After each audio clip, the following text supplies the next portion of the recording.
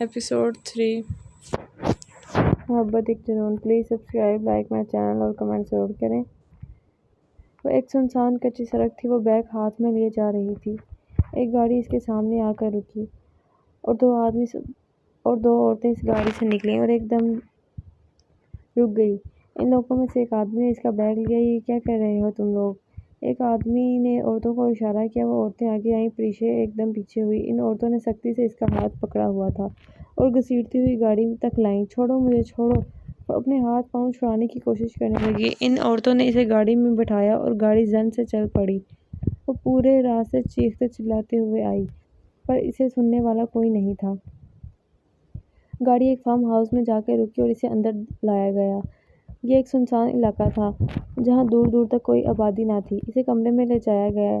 مجھے کیوں لائے ہو یہاں پر؟ چھوڑو مجھے خدا کے لیے. وہ چیخ رہی تھی، رو رہی تھی پر کوئی نہیں سن رہا تھا. بی بی، یہ تو ملک صاحب آپ کو بتائیں گے. اس وقت آپ آرام کریں. ملک صاحب نے سختی سے حکم دیا ہے کہ آپ کا خاص خیال رکھا جائے. اور یہ کہہ کر دروازہ لاک کر کے چلا گیا. پورا دن اس نے نہ کھانا کھایا نہ پانی پیا. ایک قطرہ منہ میں نہ ڈالا. رو رو کے اس کی حالت بری ہو رہی تھی. بی بی نے کھانا کھایا؟ زوار نے آتے ہی اس کے بارے میں پوچھا. نہیں صحیح، کل سے انہوں نے کچھ نہیں کھایا. میں نے کیا کہا تھا تم لوگوں سے اس کا خاص خیال رکھنا؟ اتنا سا کام نہیں ہوا تم لوگوں سے؟ وہ ان پر گرجا.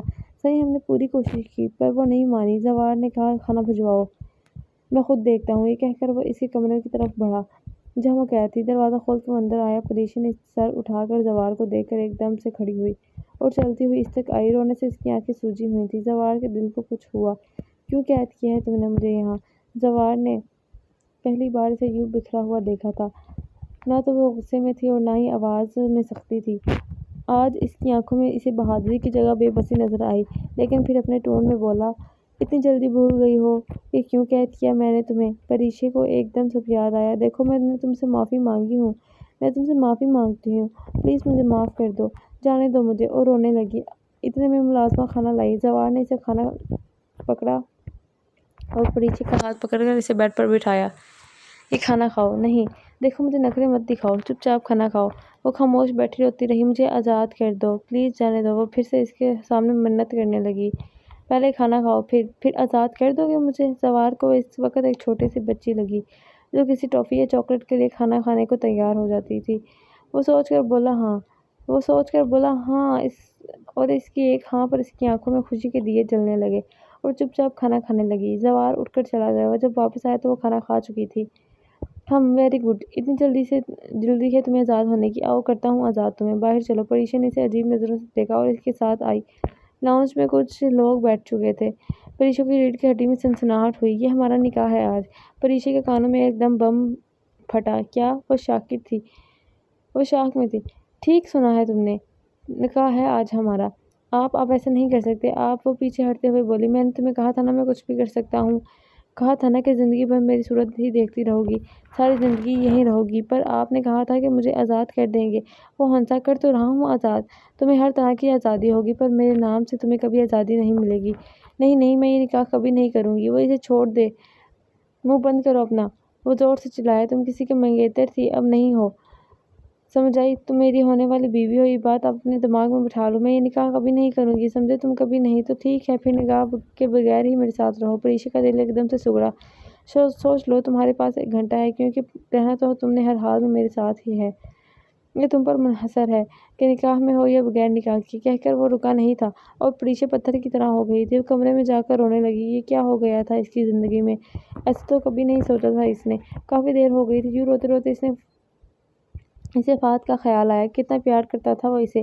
وہ کیا سوچے گا اس کے بارے میں؟ کیا وہ رہ لے گا اس کے بغیر؟ نہیں میں یہ نکاح نہیں کر سکتی. دفعتاً اس کی نظر اپنے بیگ پہ پڑی جو ملازم سے وہ بیگ رکھ کے گیا تھا. وہ جلدی سے اٹھی اور کالج میں سے موبائل نکالا. فہد کا نمبر ڈائل کرنے لگی. بیل جا رہی تھی. فہد پلیز فون اٹھاؤ. وہ کال کرنے میں اتنی مگن تھی کہ اسے دروازہ کھولنے اور بند ہونے کی آواز تک نہ آئی. اس کے کان پر لگا فون کسی نے تیزی سے جھپٹا. وہ تیزی سے مڑی تو سامنے زوار کو کھڑا پایا. اپنے میکے فون کیا جا رہا ہے. ہاں میرا سیل دو واپس. وہ اپنے سیل کی طرف جھپٹی. زوار نے سیل پیچھے کر لیا. نو مائی ڈارلنگ، جب تک ہماری شادی نہیں ہو جاتی تب تک تم اپنے میکے فون نہیں کر سکتی. نکاح کے بعد ہم دونوں مل کر فون پر سرپرائز دیں گے انہیں. وہ دل جلانے والی مسکراہٹ لیے بولا. پریشا کا دل جل کر راکھ ہوا. میں مر کر بھی تم سے شادی نہیں کروں گی. وہ پھنکاری. لیکن میں تو مر کر بھی تم سے ہی شادی کروں گا. وہ کوئی جواب دینے ہی والی تھی کہ اس کا سیل بجنے لگا. پریشا پھر سے سیل لینے کی کوشش کی۔ ضرور فہد اس سے کال بیک کی ہوگی۔ زوار نے اسکرین پر دیکھا فہد کا لنک جگمگا رہا تھا۔ زوار کو ایک دم غصہ آیا لیکن دوسرے ہی لمحے خود کو پرسکون کیا اور کال ریسیو کی۔ ہیلو پری کیا ہوا؟ کہاں ہو تم؟ تو کل آنے والی تھی نا؟ میں ویٹ کر رہا ہوں تمہارا۔ اوہو صالح صاحب پیار سے اپنی بہن کو پری کہتے ہیں۔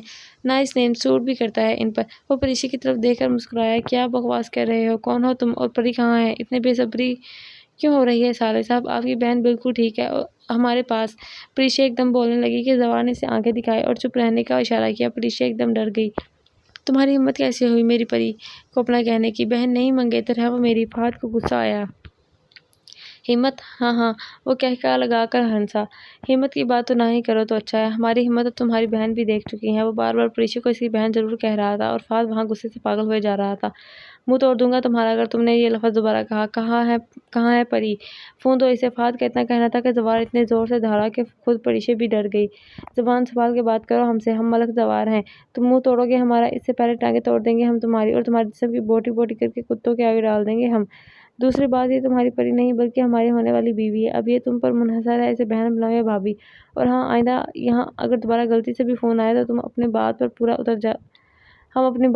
اتر جائیں گے اور اپنی بات سے پھرنا ہم نے سیکھا ہی نہیں۔ اس کا عملی مظاہرہ ہماری ہونے والی بیگم صاحبہ بخشی دیکھ چکی ہیں۔ آخری جملہ اس نے پریشا کی طرف دیکھ کر بولا جو پھر سے رونے لگی۔ اس نے سیلف آف کیا اور اپنی جیب میں ڈالا اور چلتا ہوا اس تک آیا۔